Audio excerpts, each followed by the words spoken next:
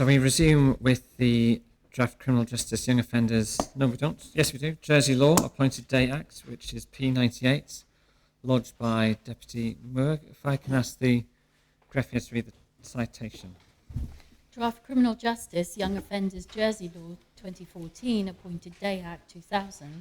The states, in pursuance of Article 33 of the Criminal Justice Young Offenders Jersey Law 2014, have made the following act. Minister. Thank you, sir. So in July 2014, this Assembly debated the Criminal Justice Young Offenders Jersey Law of 2014. Then in May of this year, we debated the Criminal Justice Young Offenders Number 2 Jersey Law. The Number 2 law amended the 2014 law. Both were unanimously adopted, for which we're grateful to the Assembly. Now I'm asking the Assembly to consider and adopt both P98, the Appointed Day Act, that will bring the amended 2014 law into force in 7 days' time, the P99, the regulations that bring forward consequential amendments to existing legislation, and P100, the regulations that provide for the establishment of a placement panel to determine the appropriate place of detention for a child or young person on remand or sentenced to youth detention. Whilst we will vote on each proposition, sir, I will speak about them all collectively, which I shall do now. So as you may recall, the 2014 law, as amended by the Number 2 law, is intended to replace the 1994 Young Offenders Law.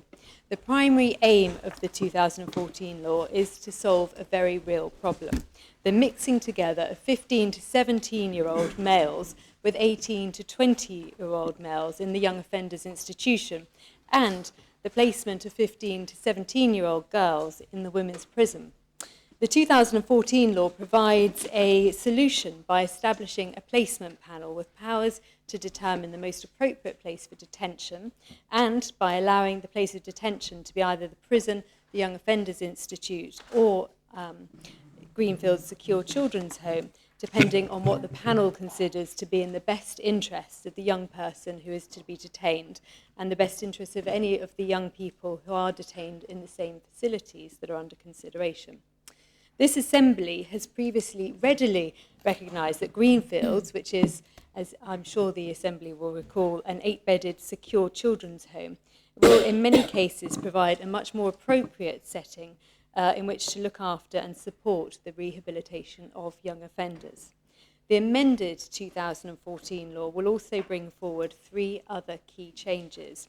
And these are the first change being that the 2014 law will provide that all 17-year-olds who commit a lesser offence will be treated at the same time as 16-year-olds and will receive a maximum 12-month sentence, except in relation to driving offences.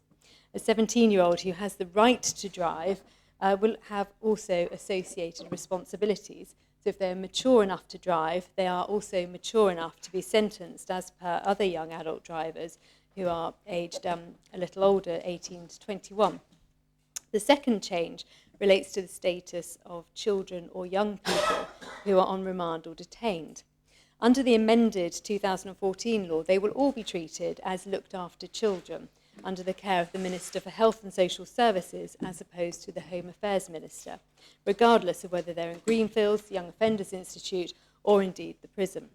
This ensures that our focus is on the needs of the child and not the deeds of the child, sir. The third change relates to the panel's powers to determine the place for detention for all children or young people who are remanded or sentenced. The panel, who have knowledge of the circumstances surrounding the life of each child or young person, will be able to decide whether it's appropriate for them to spend all or part of their sentence in Jersey without recourse to the UK Secretary of State, unless, of course, the panel determine that their needs cannot be met in Jersey and they should therefore be detained in a UK facility. P100 brings forward regulations made under Part 4 of the 2014 law, which provide for the appointment and removal of panel members, rights of appeal, and matters relating to the constitution and governance of the panel. In summary, the panel will have 5 to 10 members appointed by the Minister for Home Affairs. Those members will be either probation officers, employees of the Education Department, employees of the Health and Social Services Department, or others who have the skills, knowledge and experience to ensure they can help to determine the place of detention. Assuming these regulations are adopted today, a recruitment campaign will commence in the next 2 weeks, proactively reaching out to independent members of our community who wish to sit on the placement panel in a voluntary capacity. The regulations also provide that appeals against decisions of the panel will be heard by the Minister for Health and Social Services as opposed to the Home Affairs Minister, reflecting the fact that, as previously stated, from the 2014 law comes into force, all children and young people detained in Jersey will be treated as looked after children under the Children Jersey 2002 law. Any child or young person or any person with parental responsibility for them can appeal to the Health and Social Services Minister if they are aggrieved by the panel's decision. On hearing an appeal, the Minister can direct the panel to reconsider their decision, but cannot overturn or substitute the panel's decision. To do so would cut across the legal requirement placed upon the panel to review each placement on a 3-monthly or monthly basis. If the Minister had the power to overturn the panel's decision, a situation could arise whereby the panel makes a decision, the Minister overturns that decision, the panel then reverts to its original placement decision at the next 3-monthly or monthly review. So in conclusion, sir, the bringing into force of the 2014 law alongside the regulations that provide for the establishment of a placement panel will provide us with a better system for determining the place of detention for children and young people. It will allow us to focus on the best interests of children and will help us to better meet their needs and support them to become full and contributing members of our community. Thank you. Is the proposition seconded? Does any member wish to speak on the proposition? Sir. Deputy Master. Thank you, sir. Just to put on record from a scrutiny perspective, to thank the way in which the Minister and the Department did approach the panel to update us on the progress of this legislation. We found that very helpful, and we'd just like to put that on record to say how much we appreciated that approach. I can also confirm that from a scrutiny point of view, we've had no States member contact us to flag up any concerns with the legislation, and also no members of the public who've done that as well. Just so members know. Thank you, sir. Does any other member wish to speak? Senator Routier. Yes, thank you, sir. I really would like to put on record the fact that this legislation is going to improve the way we look after children. We have had difficulty in finding appropriate places for children in the past, and I think what we are proposing now is going to be much, much better for many children, or unfortunately if they do have to use the services, but certainly if their lives require them to have additional support, I believe that what we're proposing today is going to be very appropriate, and I support this wholeheartedly. Does any other member wish to speak? In which case I call on the Minister to reply. Thank you, sir, and I thank the speakers and for their kind and supportive words.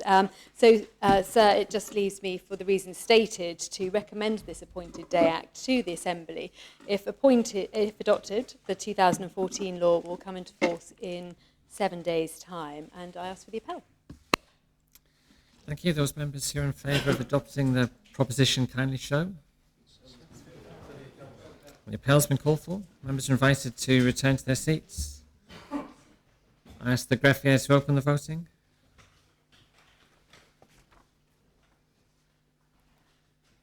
I think all members have had the chance to cast their votes. I ask the greffier to close the voting. And the proposition has been adopted. 37 votes per, no votes for anything else.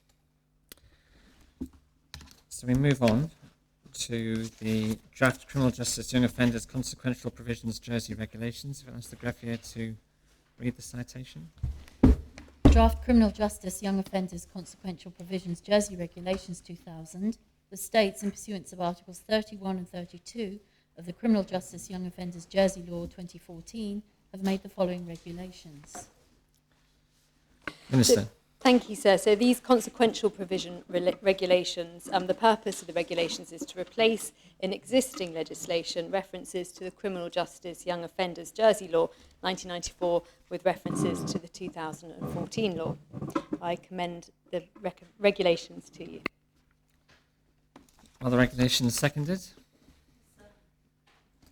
Does any member wish to speak on the principles? In which case, all those who are in favour of the principles kindly show. Those against, the principles are adopted. Does the Education and Home Affairs panel wish to scrutinise the regulations? Sir, no, thank you, sir. Thank you very much. How do you wish to propose the regulations, Minister? So I think they've en bloc, please, sir. En bloc. And are they seconded? Does any member wish to speak on the regulations? In which case, those members who are in favour of the regulations, that's 1 to 18, kindly show. Those against? The regulations are adopted. Third reading, Minister? Yes, please, sir. Does any member wish to speak in third reading? In which case, those who are in favour of adopting the regulations in third reading, kindly show. Those against? Regulations are adopted.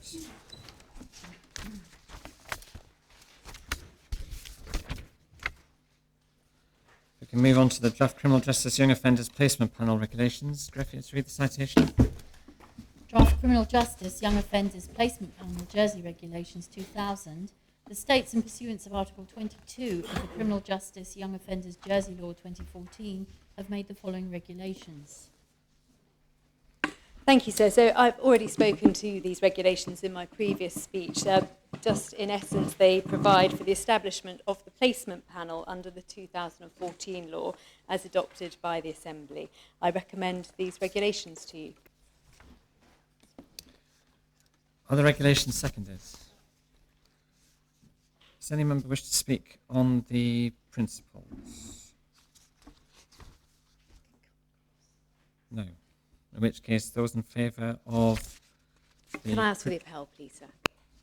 The appel has been called for. This is on the principles of the regulations. Those members, we've done that, yes. We're giving a chance to members to come back to the room. If I can ask the greffier to open the voting.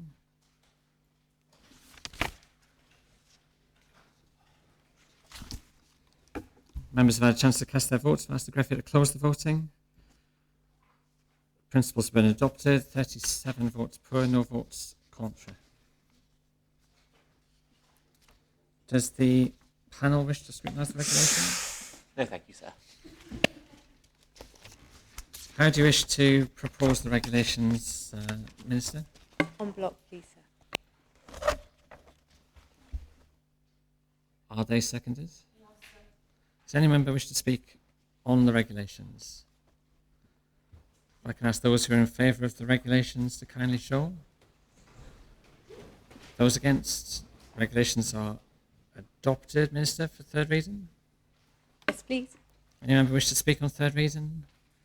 Members who are in favour of adopting the regulations in third reading, kindly show. Those against?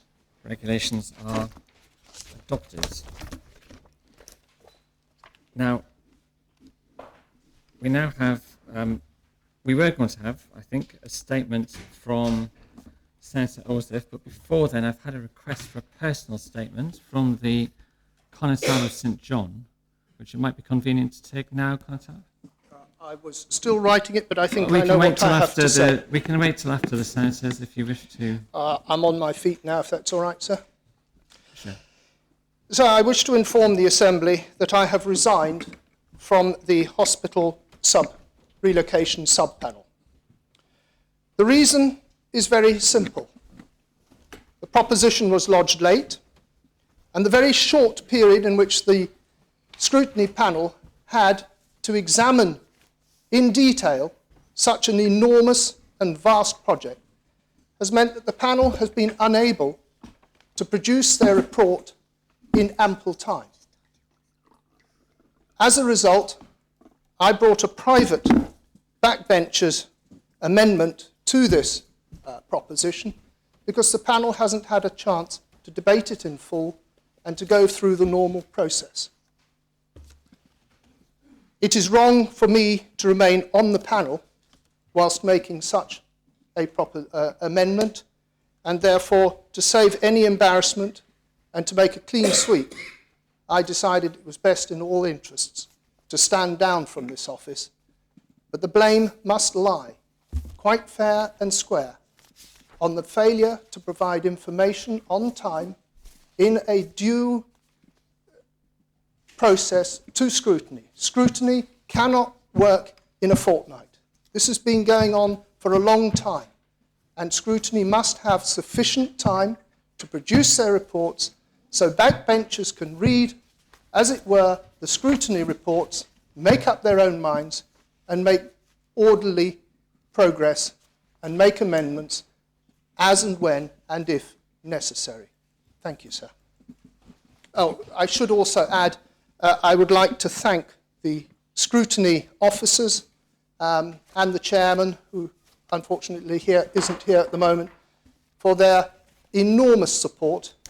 And I know it's wrong to name an individual officer, so I shan't, but the officer who was working with the scrutiny panel went way beyond what I'd define as normal duties.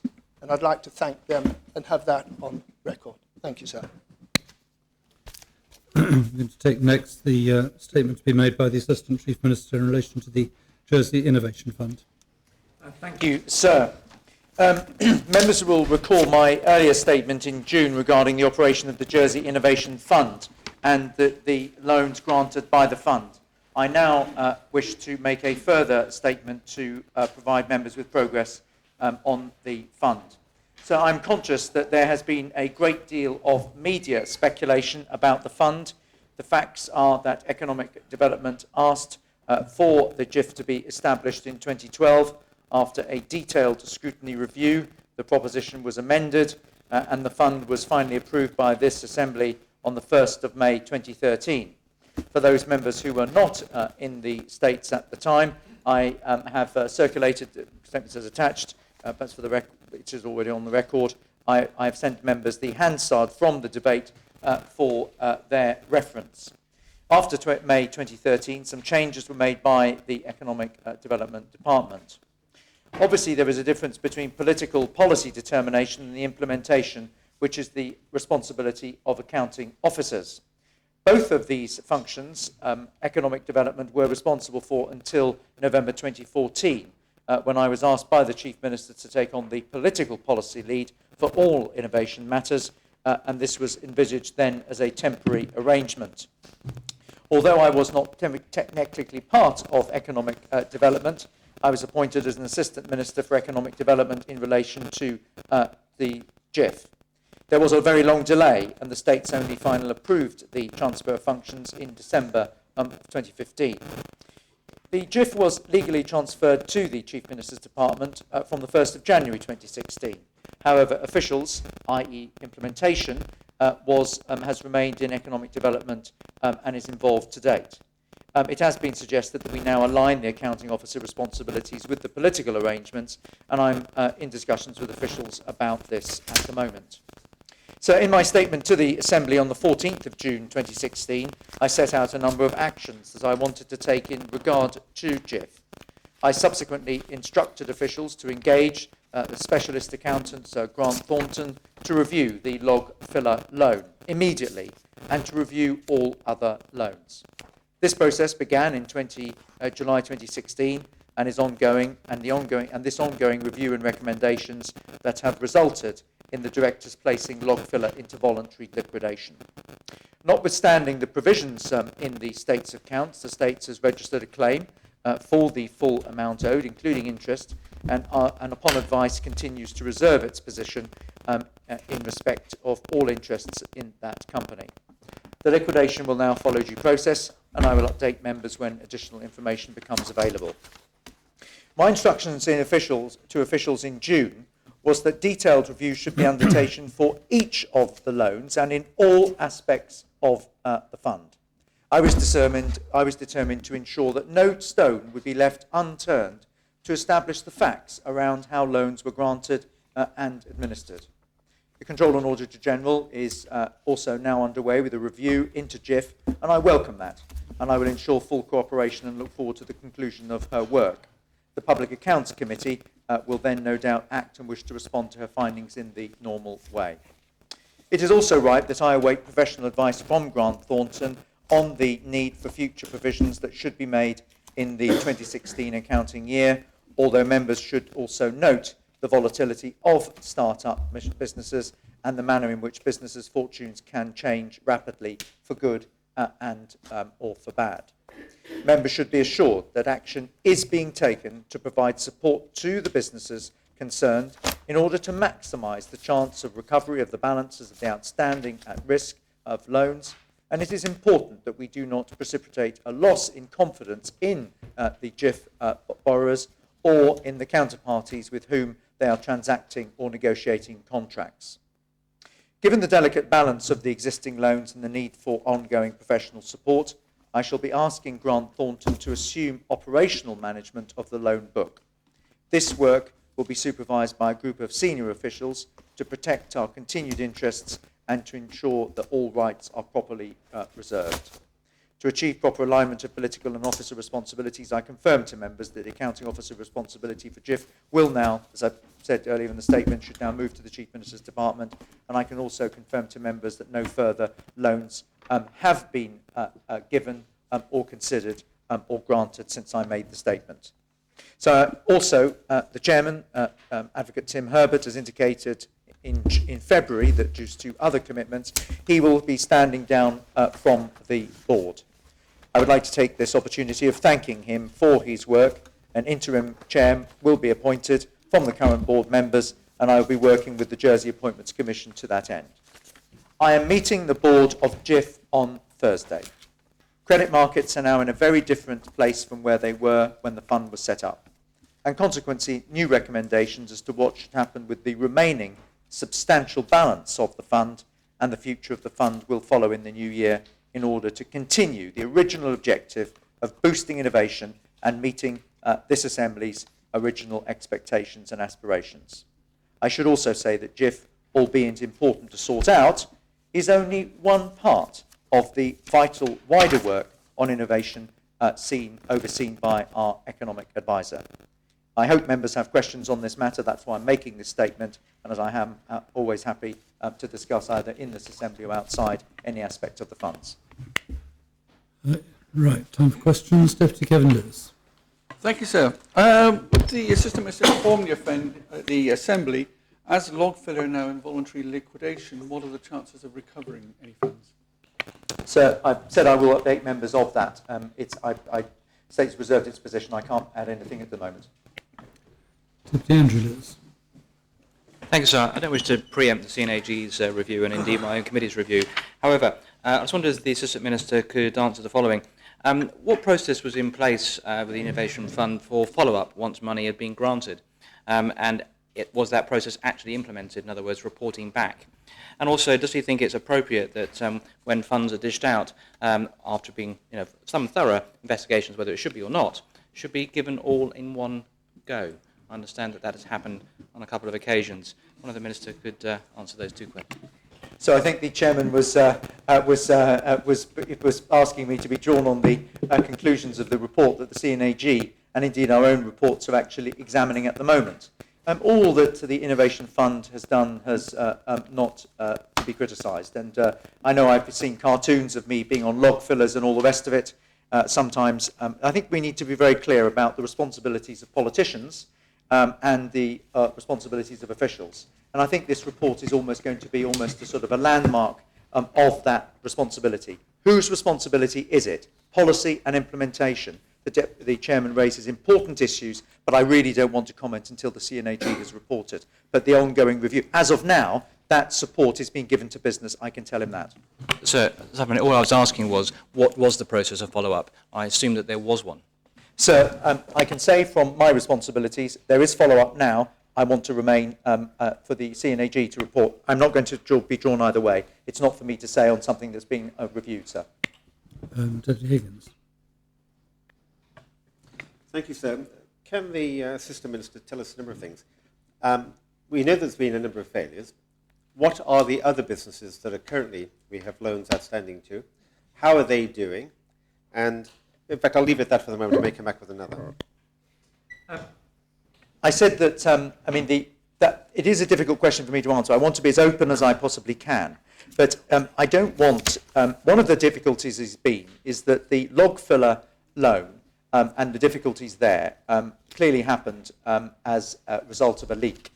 And the figure that's in the public domain is incorrect. I can say that. It's not 400,000, it's 500,000 for that.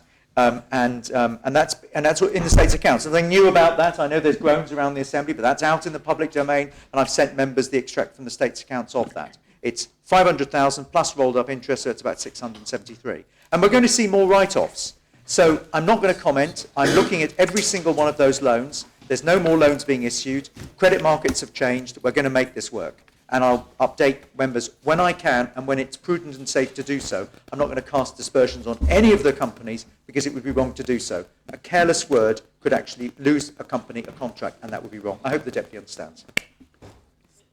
Conor Talbot, you asked to ask a question. You are an Assistant Minister. Right. Thank you. Deputy Southern. Thank you, sir. Yes, on side 2, under future administration of the loan book, can the Minister just clarify the opening statement that says, given the delicate position of the existing loans, are those loans plural to more than log filler or not? Are they several loans? And if so, why are they in a delicate position? So the one loan that has been written off is log filler. There will be, no doubt, further provisions made in the 2016 accounts, and I'll update members when I can about that. And the reason why I've sent round the Hansard is that I think members such as Deputy Higgins and other members said, look, when you're dealing with innovation funds, these are businesses that can't be banked. And we were dealing with credit markets that were even not lending money. There will be failures. Now, that failure isn't necessarily something wrong. It shouldn't be criticised because innovation is difficult. It's risky. You know, all acorns will fail. Some will bloom beautifully and create great businesses. Some will fail.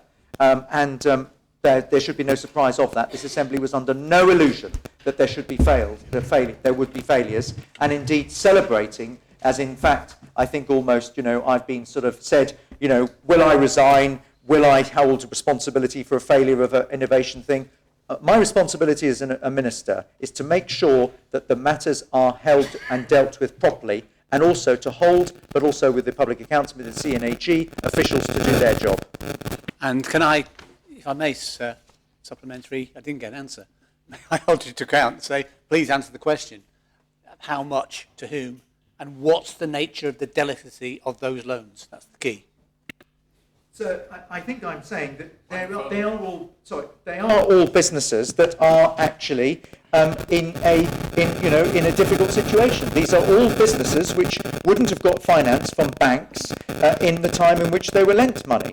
The total amount of capital outstanding is 2.12 million. Interest payments to date are 373 million. Log filler has been written off to 624,000, and we've still got we've got 5 million of the fund initially put in. So those are the facts. And there were 6 loans. One is going to be repaid. Others, we're reviewing all the progress of them. But I'm not going to make any comments about them, and I would urge members to not encourage the media to make comments about businesses that an ill-judged comment could effectively cast a company and actually cause them difficulties. We don't celebrate failure. We love doing it sometimes, and we shouldn't. St John. Thank you, sir. Could the Assistant Minister explain why he's engaged specialist accountants when we have internal audit and CNAG, and what he means between political policy determination and implementation? Please. Good question, sir. Grant Thornton are the almost the only firm in the Channel Islands that deal with liquidations. The Internal Audit Department is a controlling department. They do audits. They don't do management. And I think the challenge really is that the states wouldn't really, many of us in this Assembly, I don't think so, believe in nationalisation. We don't want to nationalise banks. And running a loan book requires specialist management of banking.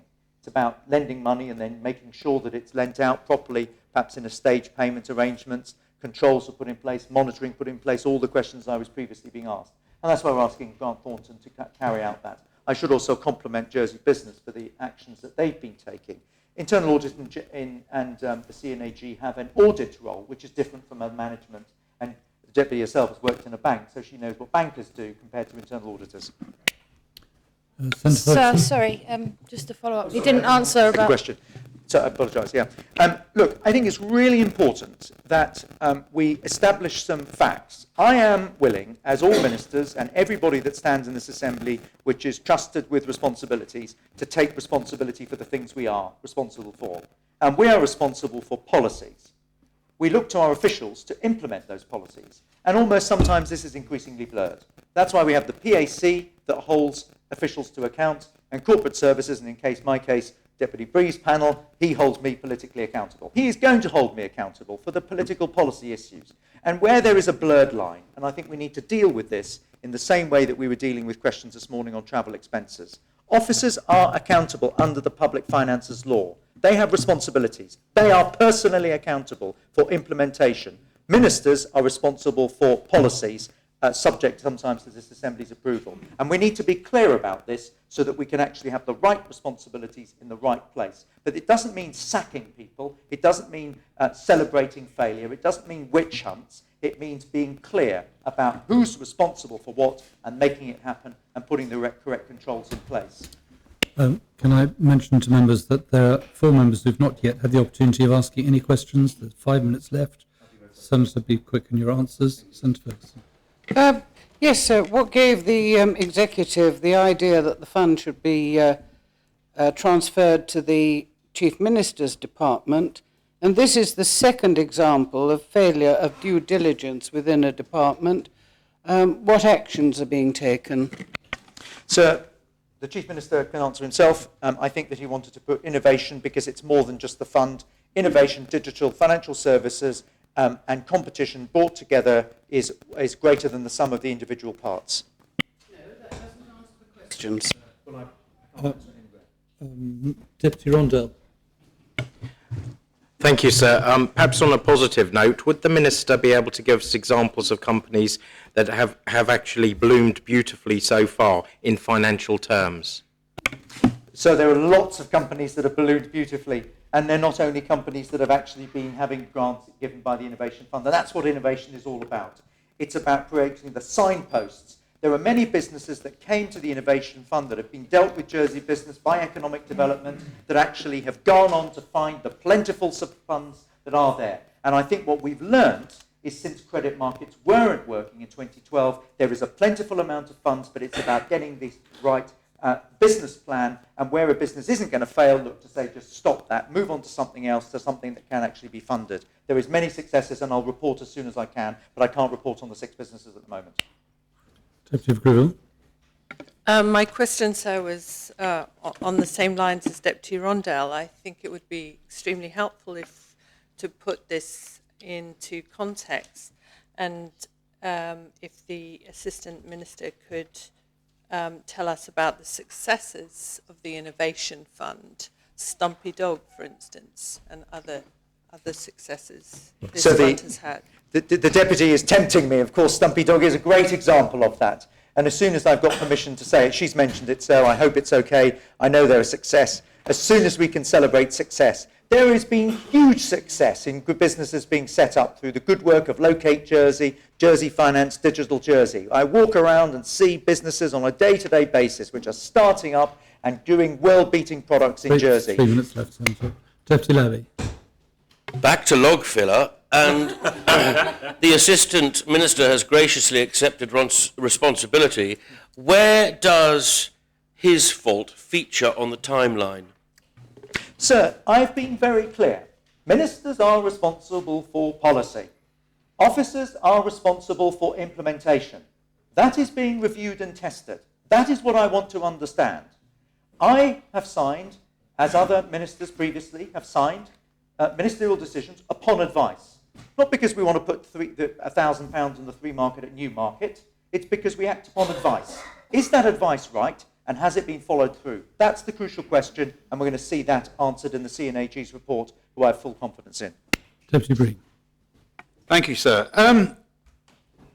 Will the Assistant Chief Minister clarify whether or not, by virtue of the fact he should be asking Grant Thornton to assume operational management of the loan book, by virtue of the fact that the chairman of the GIF board is standing down in February, whether or not the GIF board will continue to exist? Sir, there should be no aspersions cast upon the chairman of the Innovation Fund, Mr. Advocate Herbert, that he's discharged his work beyond the call of duty, I think, actually. He indicated to me in February, well before anything was underway in relation to the difficulties. The board will continue, but it's going to evolve. We're going to bring down the board in terms of numbers. I'll inform the scrutiny panel of what we're going to do and bring forward our proposals about getting it working better. World has changed. We've got to move on, and we're going to make innovation work, and we're going to continue growing the economy. Record numbers of work. How has that happened that the Social Security Minister has got jobs for people in Jersey? It's through innovation, so it's working in a sense. Deputy Tadier. Thank you, sir. In a previous statement to this Assembly on the 14th of June, the Minister told us there's a 50-50 chance of failure, so a bit like flipping a coin. In other words, 50% chance you win, 50 you lose. What conditions have been put in place in the past, and if they weren't, why weren't they, to make sure that when a company is successful, that the taxpayer and the fund actually gets to benefit from that, not simply in the creation of jobs, of course, but actually by paying back some of the success and sharing their profits with the original sponsor? The question is well made. I don't understand why the equity thing has not been done, but there is an equity trigger that could be used, and I'm looking into that at the moment. Deputy Andrew Lewis. So, the Minister referred to banks not lending and the Innovation Fund stepping in where they can't. Banks would normally ask for guarantees of some kind. Is the Minister saying that there are absolutely no guarantees in place for these types of lending, or are there some guarantees? And do these recipients of the loans have any skin in the game, as he's described it in the past? They've got the skin of their games, of their time, their effort, their reputations. And these are businesses that would not have got bank funding. Let's be clear. That's the fact. And so, in fact, these businesses would not have been banked. But sometimes great ideas with people with no assets actually need to be supportive. And that's why we need to create the culture of success. And I take the message of this Assembly. I think I've got 20 seconds, sir. I can't answer anything else, but I will come back and roll out successes about exactly all the things that have been done. We shouldn't just focus on the negative. Yes, there's issues here. We'll learn from them, but there's a great deal more that's been done good than there's been done bad. It's just that last question, Senator asked whether or not the guarantees were taken. Is that policy to take guarantees? Where possible, yes, but we're looking at every single loan. But these businesses are not businesses that could have provided guarantees, because otherwise they'd have got their funding elsewhere. Look, let's not rewrite history. Members knew what they were doing. They were told. Deputy Higgins, other people said these were unbankable propositions, but were potentially great innovative ideas to create jobs and growth. Let's be clear. Let's not rewrite history, sir, and blame people unfairly for decisions that could be made in good faith. And let's hold the right people to account, not the wrong people to account. Thank you, sir. Brings the question to an end. We now come to the Draft Financial Services Ombudsman Case Fee and Levy Amendment, Jersey Regulations P101, lodged by the Minister for Economic Development, Tourism, Sport and Culture. And I ask the Secretary to read the citation of the draft.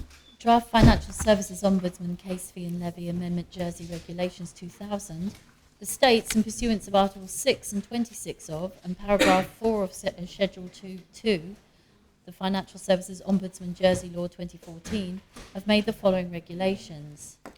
Minister, you wish to propose the principles? Thank you, sir. The Office of the Financial Services Ombudsman was required to make recommendations to the Minister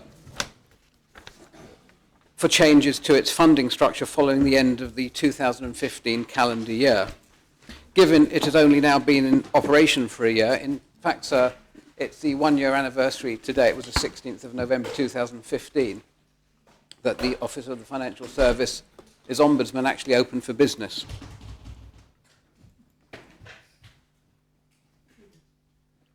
So it is now proposed that the equal sharing of operating costs between Jersey and Guernsey should continue until the end of 2018. By that time, a sufficient volume of complaint data will have been accumulated to reasonably permit consideration of other funding structure options. And it's all in the report, sir. But just for members' benefit, the current arrangements is the costs of the levies are shared, distributed 50% by Jersey and 50% by Guernsey. That's a system that works well in its first year. And we are asking to extend it for another 2 years, sir. Thank you. Principle seconded. Any member wish to speak? Those in favour of adopting the principles kindly show. Those against, the principles are adopted. Deputy Breed, does your panel wish to scrutinise these regulations? No, sir, we do not. Okay. Do you propose them en bloc, Minister? Yes, four regulations en bloc, sir. Seconded. Any member wish to speak? Those in favour of adopting the regulations kindly show. Those against, the regulations are adopted. You propose them third reading? Yes, sir. Seconded. Any member wish to speak? Those members in favour of adopting the regulations in third reading kindly show. Those against, the regulations are adopted. We now come to the draft Sea Fisheries Inshore Waters Amendment Number 2, Jersey Regulations P102, lodged by the Minister of the Environment. I ask the Deputy to read the citation of the draft. Draft Sea Fisheries Inshore Waters Amendment Number 2, Jersey Regulations 2000, the States, in pursuance of Articles 2, 5 and 29 of the Sea Fisheries Jersey Law 1994, have made the following regulations. Minister, those principles. Thank you, sir.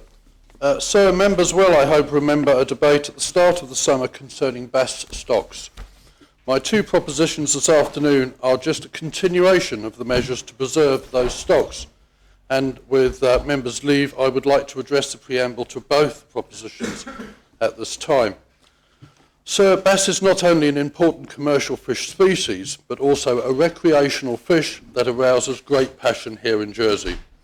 But, and I cannot stress this enough, we must keep at the forefront of our minds the fact that current measures are needed, indeed are imperative, to ensure that future generations, our children and grandchildren, and our commercial feeder fishermen can all enjoy fishing for the bass in the years and decades to come. Not only are we still catching too many bass to allow that stock to maintain itself at a sustainable level, we are still perilously close to a point where we will be below what is known as the maximum sustainable yield biomass trigger, the level of fish required to maintain sustainability. Put plainly, we are nearly at the point where even if we stop fishing for bass completely, there will not be enough stock left to get the stock back to a sustainable level. Back in June, I proposed a package of measures to protect bass stocks, measures that were debated and approved by this Assembly. The package included an increase in the maximum size of bass, limits on the lengths of nets set on the beach, measures to control the amount of fish taken, and the amount of gear that could be set. I was thankful to members for their comments during that debate and took away the message that members fully supported the protection of our fish stocks. Indeed, some members, Deputy Taddier particularly, didn't think that I had gone far enough. Sir, I make no apology for coming back today with further changes to those regulations in such a short time span, as I gave an undertaking to do so if the situation required. Indeed, during the debate back at the beginning of the summer, I said the following: I would say to members that I am not unaware of the indiscriminate way that nets and trots catch fish, and I will not hesitate to reduce the length of nets or the number of hooks further. It's really difficult to strike a balance, but I would say this: if evidence comes forward to show there is a disconnect between the bag limits, the length of net and the number of hooks, I will not hesitate to come back to the Assembly and change it. Consequently, sir, today I am bringing two amendments to the regulations to the Assembly that I feel continue to improve the management of bass. First, an amendment to the Sea Fisheries Inshore Waters Regulations, and second, to the Sea Fisheries Inshore Trawling, Netting and Dredging Regulations. Since the debate in June, the most recent scientific advice on the bass stock has been published by the International Council for Exploration of the Sea, ICES, the official scientific body that advised the EU on fish matters such as these. On the 30th of June 2016, they stated that the recommendation for catches of bass in 2017 was a reduction for both the commercial and recreational sectors to 0. And indeed, sir, in the press in the UK recently, I spotted this, an article headlined, "Now Sea Bass is Too Endangered to Put on the Dinner Table." Sir, I can't preempt what decisions will be made on an EU-wide basis or at a local level concerning the management of bass, but what I can do is to be in the best position possible to act in a timely fashion should it be required. Both the amendments today propose simply to allow the Minister to amend the amount of fishing gear set on the beach by order rather than by amendment to the regulations. But to be absolutely clear, sir, if these amendments are approved today, I would intend to sign a ministerial decision to move as soon as I can to a 0 limit for both trots and nets set from the beach. I have considered the very real concerns expressed by Scrutiny and other members to the issue of ministerial order rather than amendment to a regulation, and the perception that orders are potentially subject to less scrutiny. Whilst I acknowledge that fact, in this instance I am convinced it is an appropriate method. This House has debated and approved the concept of limiting the amount of fishing equipment a fisherman can set on the beach. The exact numbers simply reflect the best evidence available concerning the state of the stock. I can give my assurance that I would not, and I cannot think a future minister would either, act without taking the advice of officers, the Marine Resources Panel and the relevant stakeholders. Indeed, sir, the Marine Resources Panel advise me on all decisions I take in this regard.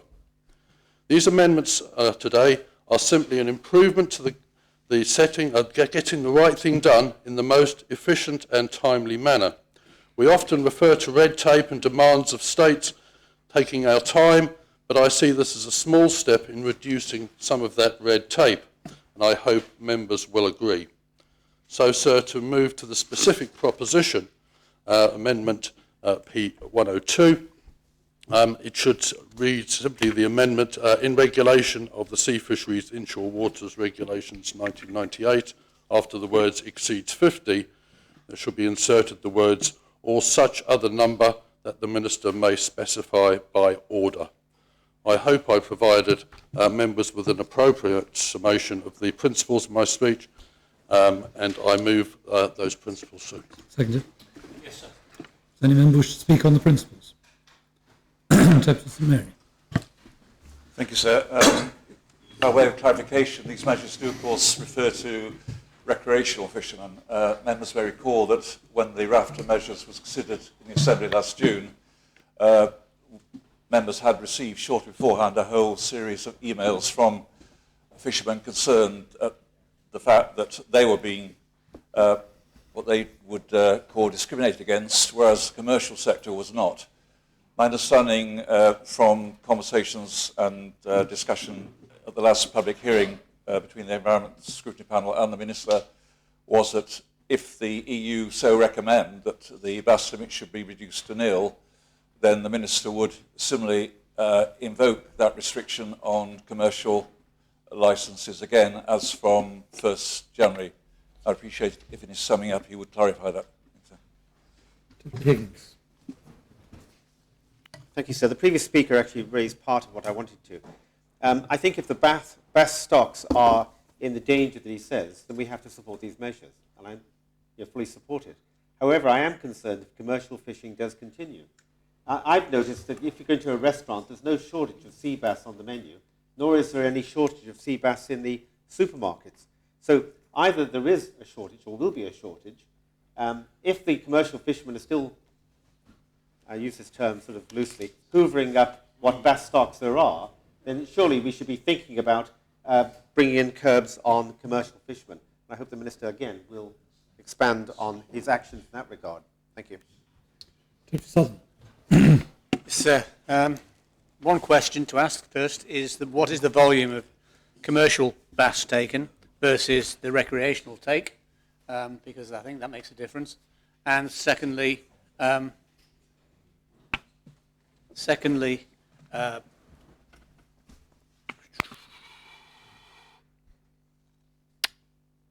yes, I'm beginning. I lost it there for a minute.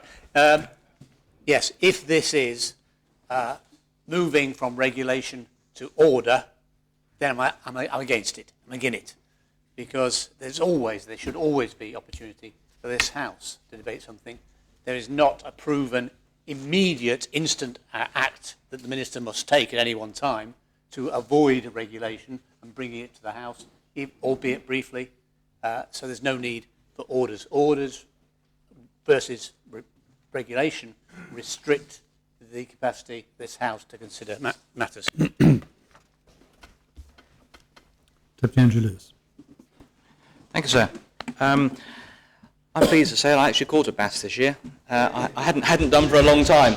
It suggests to me that actually two, and I put them back, sir, because they were undersized. So they are there, which is great, and that's partly due to the efforts of the department that the Minister oversees. However, I got some interesting feedback from a recreational fisherman who catches a lot of bass. In fact, has had about 200 this year and released virtually all of them. But what he was doing, sir, was assisting with a tagging program. And he did that for quite a long time and got absolutely no feedback from the department at all as to what the results of the tagging program was. So I'd like to know from the Minister, is the tagging program still going on? And is it giving him the sort of results that he needs to find out, particularly with reference to recreational fishermen who tend to be fishing more in the gullies, in their canoes and so on, not out with trawlers in the deeper water? From my own experiences of those fishing grounds, sir, they're alive with fish, I think because they're hiding from the trawlers.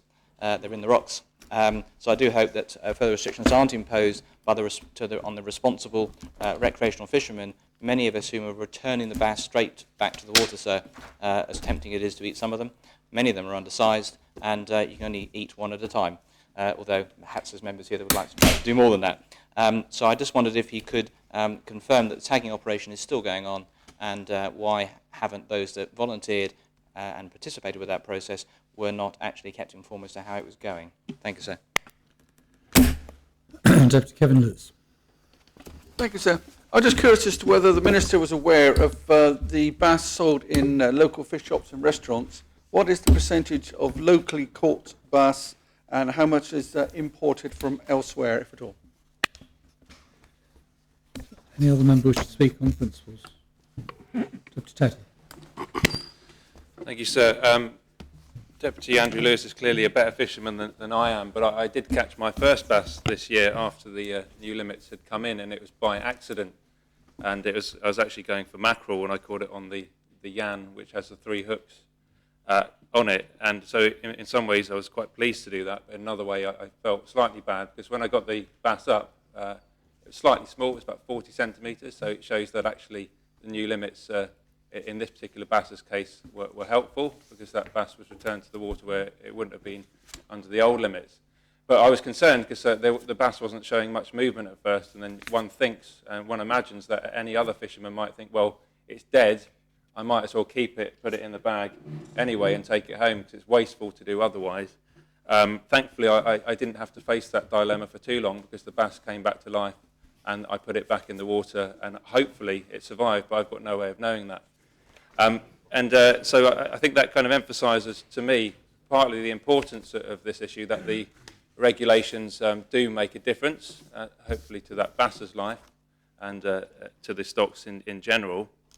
But it does reiterate the concerns that I had in the first debate, which I expressed. Now, if you have 50 hooks there, and you've got a bass, potentially 50 bass on there, of course, but it could be anything from 0 to 50 being caught, being left for any length of time. We don't know what the chances are of those bass surviving. It may well be that they are sturdy creatures, but we don't know. Obviously, the longer they're hooked, apart from the some suffering that they will entail, the key thing is obviously the stocks.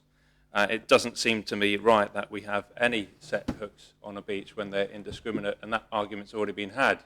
So part of me is absolutely supportive of doing whatever we can to reduce the indiscriminate killing of bass, many of which will be undersized anyway. And I think from that point of view, we all come from the same point of view, and certainly the Minister does. But I do have to follow up that not a constituent of mine, but somebody who's a keen fisherman did reiterate to me, not so much on the bass front, but just the fact that actually, if this is being made by order rather than coming back to the Assembly necessarily, which the order won't have to, of course, then where does that leave this consultation? And when I raised the issues in the past, saying that this doesn't go far enough, we should ban hooks altogether, and of course this would allow the Minister to reduce 50 to 0 if he wanted to, so you could presumably put a line out there with 0 hooks on it, which would be a pointless exercise, of course.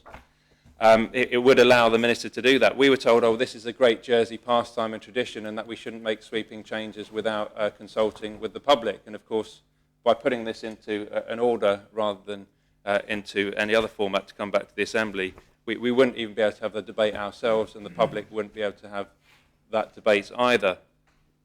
Nonetheless, my overriding concern in this is not one of procedure, although I think it's necessary to put that on the record, because I think generally we should be, not giving up our autonomy as an Assembly unnecessarily. But I think on this particular issue, my concern lies with the fish stocks for future generations, for the fish, of course, but also for humans. So I'll be supporting this principle, but I would say I'd like to ask the Minister actually if he could reiterate what the commercial limits are for bass stock, because it seems to me that if we don't take action on whether it's set nets, lines, and in particular commercial limits, and ban them altogether, and he said that even if we stop fishing now, bass are still endangered, then it seems to me that the question is, why is the Minister bringing back this enabling proposition today, amendment, rather than actually telling us that he wants to move to a 0 position, which we could hopefully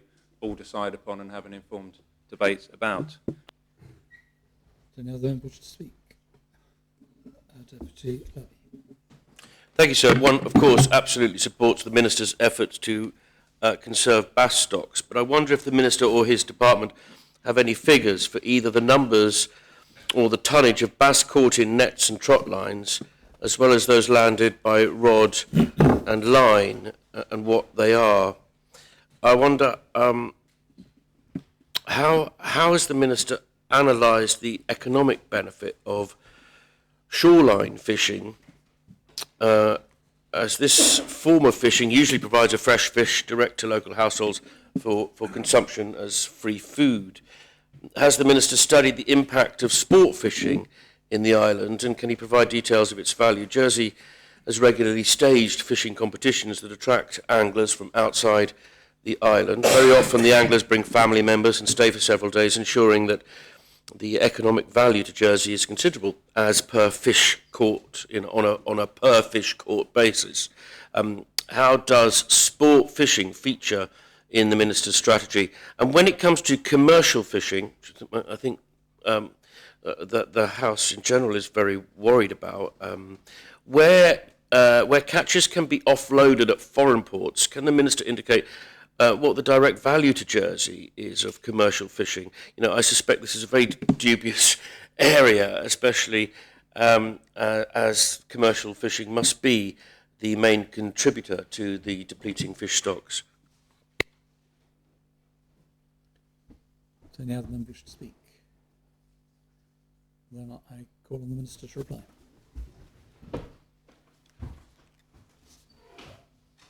Thank you, sir. Thank you, sir. I'll try to address all those concerns as they were put to me, and I will start in reverse order and address Deputy Labby.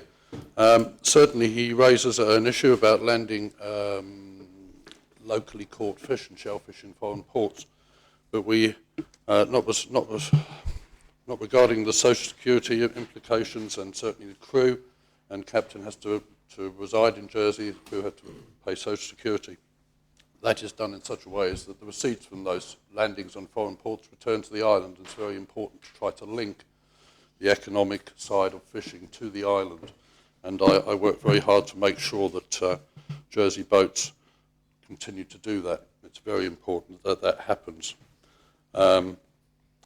commercial versus the commercial amount that's allowed to be taken, I can tell the Deputy that certainly there's a ban, or there was this year, and one of the difficulties is that in the last 2-3 years, the limits change annually from the EU, which is one of the reasons I'm seeking to move faster, because I have been frustrated almost continually.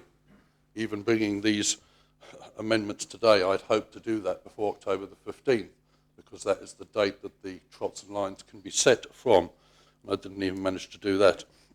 But the commercial limits this year, we had a 6-month ban across the board, apart from a small window for netting. And then in the second 6 months of the year, the commercial fleet can start to fish. But I have to tell members that while in the past we may all have enjoyed quite a lot of locally caught sea bass on menus in local restaurants, that those people that prosecuted that type of amenity have not done that successfully in the last 2 or 3 years, because the volume of fish is just not there. Going out and trying to catch bass on a hook and line, as it might have enjoyed in the past, it's just not possible to make a living out of that any longer. When it comes to the volumes, Deputy Labby also asked me about the volumes coming from nets and trots and the volumes coming from the shore fishermen.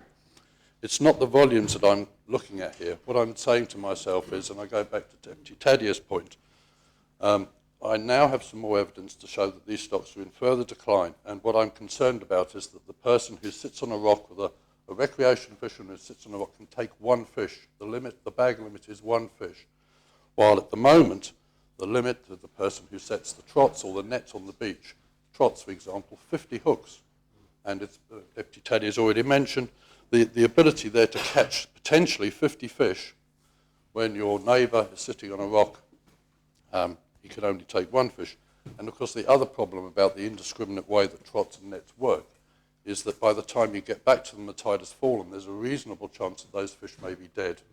And how wasteful of the resource would it be to go down to your 50 hooks, find you have 10 fish, and only be able to take 1 home? Because that's the rule is 1 fish.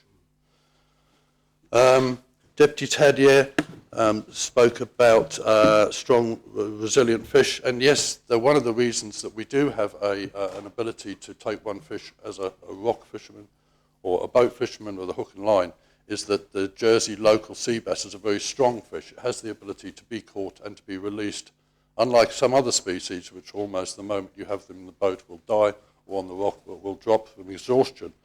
The bass is very resilient. It has good percentage resilient rates, and as you put it back, it will survive.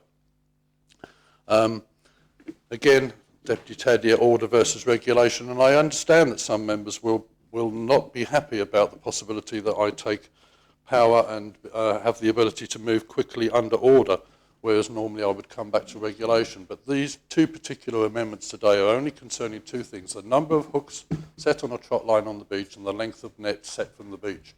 Those are the only 2 things.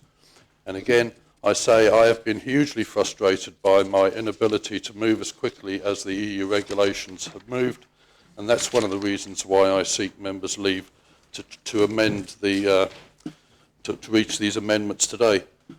I'm just looking at my notes here, Deputy Kevin Lewis, the amount of fish sold locally, and I would say also to Deputy Higgins,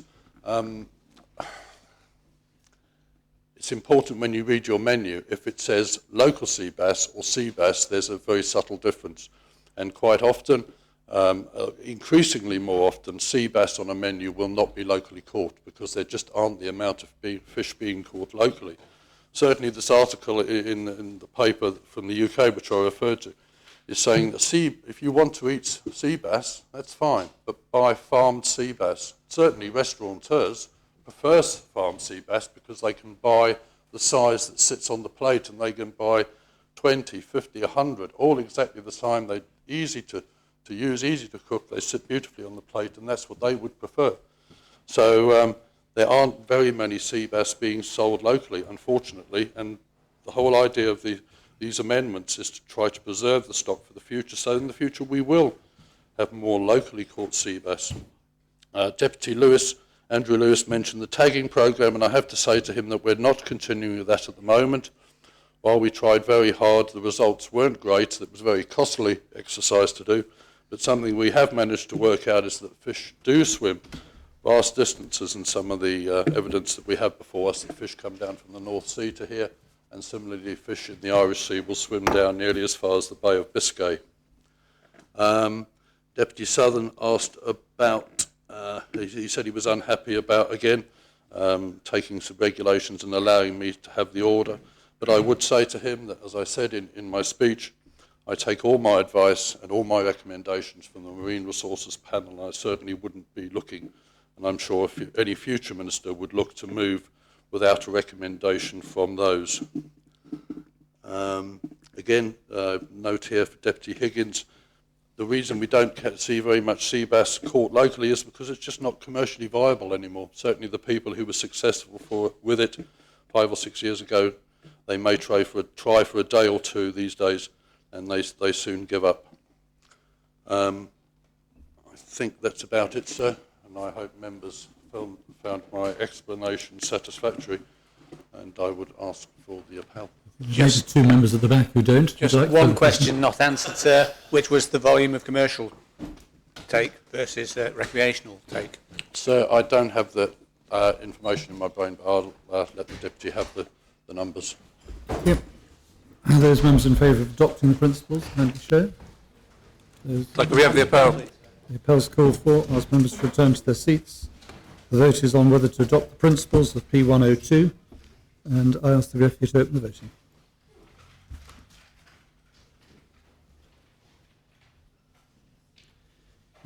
All members have had the opportunity of voting. I ask the referee to close the voting. I can announce that the principles have been adopted, 40 votes in favour and 1 vote against.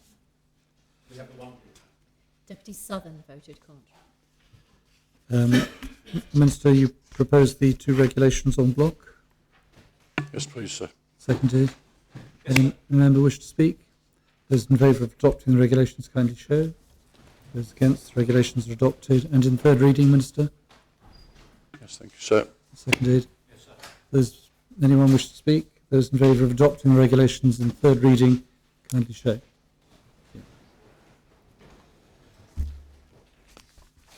Come now to P103, the draft Sea Fisheries Inshore Trawling, Netting and Dredging Amendment number 3 regulations.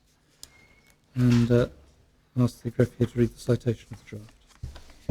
Draft Sea Fisheries Inshore Trawling, Netting and Dredging Amendment number 3 Jersey Regulations 2000.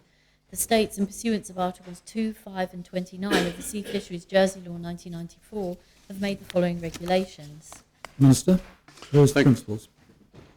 Thank you, sir. I have very little to add to the preamble, the previous proposition. The one we've just voted on was to allow myself, the Minister, to change the number of hooks set on the beach by order, and this proposition is purely to allow me to change the length of net that can be set on the beach by order. Once again, the setting of a net between rocks in gullies or in our offshore waters, or inshore waters, should I say, sorry, is indiscriminate. And once again, when the tide has gone out and you return to that net, maybe in the middle of the night, or it's quite possible that a lot of the fish that are in there may not be alive. And as a recreational fisherman, you're only entitled to take 1 fish home, and that is not the best use of resources. The only other thing I might say is that, as with the trots, many of these nets are set in the southeast corner of the island, and there has been some reference already to the fact that there are some fish still there, and that's great because that is the area of the island where we see a lot of our young fish, and a really important area to build up the stock. And the amendment before you here, P103, is purely to allow the Minister to change the amount of net that is set in those areas and others by order. Thank you, sir. So I propose the principles. Seconded. Yes, sir. Does any member wish to speak on these principles? Deputy Kevin Lewis. Yes, sir. Following on from what the Minister has just stated regarding being a very wasteful process, is it not a case for phasing out these particular nets altogether? The other member wish to speak? Deputy Taddy. Thank you, sir. I was wondering whether the Minister might give an undertaking to the Assembly to reassure at least the one member, but I think maybe other members who have got concerns about the order being used rather than regulations, that he will give advance warning at least to the scrutiny panel before making any future orders, so that the relevant panel can look at it, but preferably to states members. I know, that, of course, that there's the usual 14-day period for orders before they come into force, but, which would be there as a safeguard anyway, but it might be good if the Minister could give that undertaking.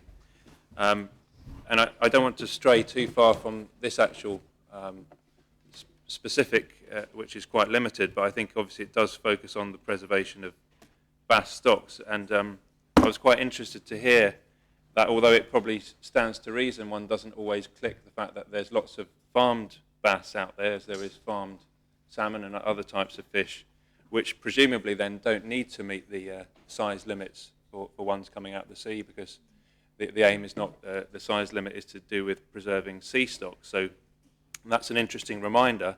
But it does beg the question whether in the future a more holistic approach to saving bass stocks should not simply be to put these regulations in, but actually to ban the sale of unfarmed sea bass, because it seems slightly contradictory if actually the global position is to try and preserve stocks, not just in Jersey or Guernsey, but around our waters. If we can import non-farmed sea bass, which might have been caught in Scotland or elsewhere, bring it to Jersey for sale in our supermarkets, and that is obviously affecting bass stocks in the sea, which are still being consumed. So there is a bigger issue here, and one would of course hope that it would be the individuals who, without the need for legislation, would think about the long-term sustainability of what they eat, not simply in terms of seafood, although that is perhaps a key issue, and that there might be other steps that the department can take to be proactive. For example, when it comes to seeing whitebaits in a restaurant, which is a generic term, often they consist of some species of fish which are very endangered already, and I think people don't always know that what they're eating. If they had more information, and there's perhaps a joined-up approach that the Minister could take with other departments to make sure that we all eat sustainably. As I've said before, I'm concerned that we're making these, in effect, not aesthetic changes, but small changes which will have hopefully some effect, but leaving the commercial fishermen out there. And that's where the real damage is done, of course, when you're allowed to take huge amounts of fish, and also if it's difficult to regulate that sometimes when these things take place far out to sea and perhaps at other ports. So I just put those thoughts on the record, but I for one would like to see these nets banned altogether, preferably, and the hooks as well. I'd be interested to know whether a temporary ban for a few years might also be an option, which would still, of course, allow recreational fishing, which could still have an economic benefit, even though it's, I've always found it slightly bizarre to catch fish and put them back. That's not how I was brought up. It was done for subsistence, but I appreciate that the key thing here is to preserve the stocks, and it could be a win-win in the sense that if we can keep the stocks up, but also not get rid of a pastime which the island has enjoyed for many decades and centuries, then that could be something to be looked into. Deputy Andrew Lewis. So I just wondered if the Minister could answer this slight conundrum. I know that when consultation took place, when this was these restrictions were going to be imposed, with the likes of restaurants who actually favour small bass because they can fit them all on a plate. Now you'll hopefully see fillet of bass so that it does fit on the plate, because a 42 centimetre bass won't fit on the plate. However, how do you distinguish and how do you police restaurants who are serving the end product and differentiate between a farm bass and a locally caught bass? I'm not suggesting we suddenly have lots of bass police, sir. Far from it. It must be hugely difficult to police. So I'm just wondering how the Minister intends to police this. With rod fishermen, for example, who the majority that I know are very responsible and want to see stocks survive and return them to the water. But in the case of people trying to acquire locally caught fish, and then sometimes saying on the menu, it's sometimes not, how do you know whether that farmed fish, which is under often 42 centimetres, is from local waters or not? Perhaps it's a conundrum that isn't worth further investigation, because it would be hugely difficult and expensive to police, but an interesting question, I hope, nevertheless. And I know restaurateurs were concerned about this because they like to put a whole bass on a plate, sir, and a 42 centimetre bass doesn't fit on a plate. Thank you, sir. We have a member wish to speak. Deputy Grewal. Thank you, sir. But possibly this should have been addressed in the previous proposition, in which case I apologise. But could the Minister give any indication as to how long we're going to have to comply with EU regulations? How much longer? Complying with sort of moral duty to keep sea stocks is one thing, and I applaud the measures he's bringing in for our sea stocks. But I would just like to know, is it 2 years that we've got to comply with these EU regulations, or what plans are in train post Brexit, if you like? Any other member wish to speak? And ask the Minister to reply. Thank you, sir. I thank Deputy Grewal for the question about Brexit, but I can't, I'm afraid, offer her any definite words as to where we're headed, other than we would very much like to enjoy the situation we have at the moment. Whether that continues into the future, I don't know. How long will these restrictions last? Again, if the stocks recover and the recommendations in the EU is to increase the amount of fish that can be taken, I will be only too happy to follow suit. But one of the difficulties I have is that if I decide not to follow the EU regulations on the catching of bass, for example, it would not be impossible that I might impose a complete ban on a Jersey commercial fisherman who might find himself fishing 4 or 5 miles off our shores, alongside a French fisherman who has no restriction or little restriction. And I find it very difficult, or I would find it very difficult, to ask local fishermen to fish at different recommendations that those that their French neighbours are working under. To address issues raised by Deputy Teddier, Deputy Andrew Lewis, and maybe Deputy Grewal as well, it would be the easiest thing in the world for me, and in some ways I hope that when we get to January the 1st, we find that the EU recommendations for the catching of bass is 0, both for recreational and for commercial fishermen, because that will be by far the easiest thing to police. There'll be no fish caught locally, and the only fish that you will be able to see on menus will be farmed, and I would hope that that would be fairly easy to spot.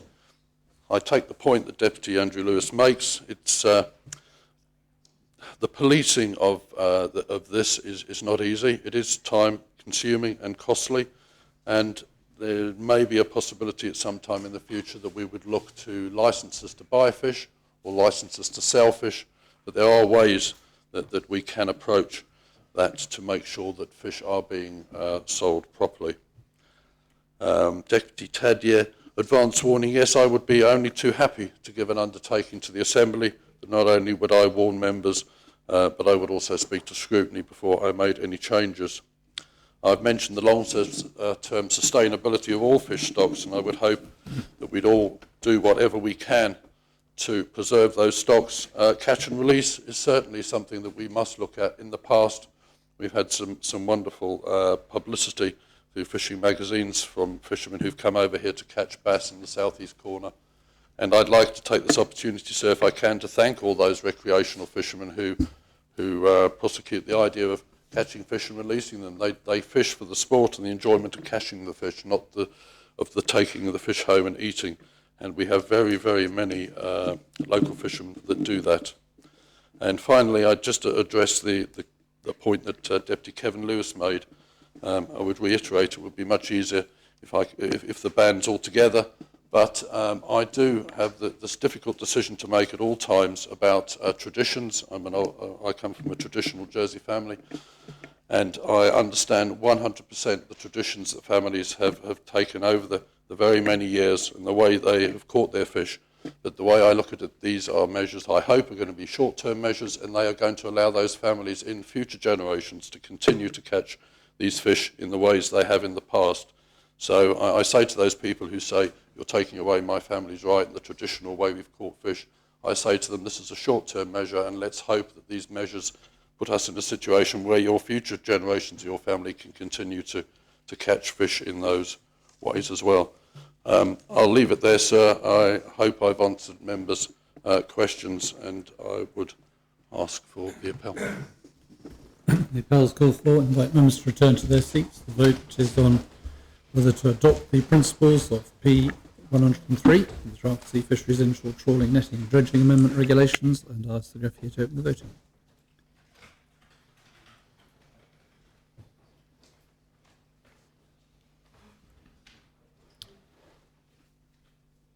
If all members have had the opportunity of voting, I ask the greffier to close the voting and announce that the principles have been adopted. 43 votes in favour, no votes against. Deputy St Mary, two things. The first of them is I apologise for not asking you on the last occasion if you wanted to scrutinise the regulations. I hope you didn't. And you don't wish to scrutinise these. Thank you. Minister, you wish to propose these regulations en bloc? Thank you, sir. Seconded. Yes, sir. Any member wish to speak? Those in favour of adopting the regulations kindly show. Those against, the regulations are adopted. And third reading, Minister? Thank you, sir. Seconded. Yes, sir. Any member wish to speak in third reading? Those in favour of adopting third reading kindly show. Those against, the regulations are adopted. We now come to P106, the Jersey Appointments Commission, reappointment of Commissioner, lodged by the States Employment Board, and ask the greffier to read the proposition. The States are asked to decide whether they are of opinion, in accordance with Article 18.1 of the Employment of States of Jersey Employees Jersey Law 2005, to reappoint Professor Edward Salas, OBE, as a Commissioner of the Jersey Appointments Commission until the 31st of October 2017. So could I ask the Senator Green to act as rapporteur? Thank you, sir. This is a straightforward proposition, sir. As it says, it's about the reappointment for 1 year of Professor Edward Salas. Those that know Professor Salas know that he had an outstanding academic career, which was recognised by Her Majesty in 2010 by the award of the OBE in the New Year's Honours List. So Deputy Salas has been, Professor Salas has been a member of the Commission, or a Commissioner, for nearly 4 years now, and we're proposing now to extend it just for 1 more year to tide us over a very busy period for the Commission, sir. I don't think I can say much more other than Professor Salas has been an outstanding member of the Commission, sir. Proposition seconded? Yes, sir. Does any member wish to speak? Those in favour of adopting the proposition kindly show. Those against, the proposition is adopted. That brings public business to an end, other than the arrangement of public business for the next meeting, Chairman. Yes, thank you, sir. The arrangement of public business is proposed as per the consolidated order paper. I should remind members that the next sitting is on the 29th of November, but we have a special sitting on the day after, on the 30th, at 9:30 for the farewell sitting for His Excellency. It's been the Privileges and Procedures Committee, sir, have asked me to propose that on the continuation from the 29th should be at 2:15 on the 30th. However, some other members have suggested to me that 11:15 might be more appropriate, in that we would save, we'd have to give ourselves an extra 90 minutes for debate. It's up to members, sir, but there is a tremendous amount of business, or substantial business, down for the 29th, and I suspect that whichever time we choose, we will go into the third day of all of the items that are on the order paper remain on the order paper. So I'm in the hands of the Assembly as to which time they would prefer to sit again or continue the sitting on the 30th, sir. I'd be grateful for some guidance from members. Chairman, do you wish to make a proposition? Then we just take a straight Well, so the vote. proposition I was asked to make by the Privileges and Procedures Committee was 2:15. Therefore, that is what I have to propose, sir. Members wish to reconvene at 2:15 on the 30th of November. If you wish to reconvene earlier than that, then you will vote against. If you agree with that, you will vote for. Those in favour of the proposition kindly show. Have the appel, please. The appel is called for. Members know what they're voting for. If you vote for, you're voting to reconvene at 2:15 on Wednesday, the 30th of November. Sir, so we're just wondering on the benches here as to what was the reason for that? Why are we not sitting in the morning? Perhaps you could We are sitting in the morning. We're sitting at 9:30, and that's a special sitting to say farewell to His Excellency, following which we will adjourn, so His Excellency can say goodbye to members in the Royal Square and to any members of the public who happen to be there. That probably will be finished by 11 o'clock or so. So the question is whether we reconvene immediately, say about 11:15, or whether we come back at 2:15 in the afternoon, which is the proposition of the chairman. Can I propose an amendment to the proposition, sir, that we come back at 11:15? Well, it's, if you like, but frankly, if members just vote against, if they're not happy with 2:15, then we'll assume that it's going to be 11:15. So the appel is called for. Can I put it this way? Vote pour if you want it to be 2:15. Vote contra if you want it to be 11:15.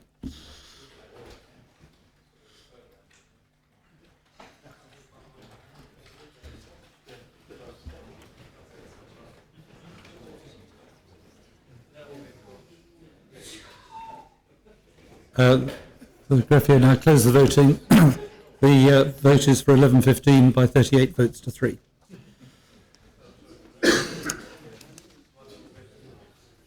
Very well. The States now stand adjourned until 9:30 on the 29th of November.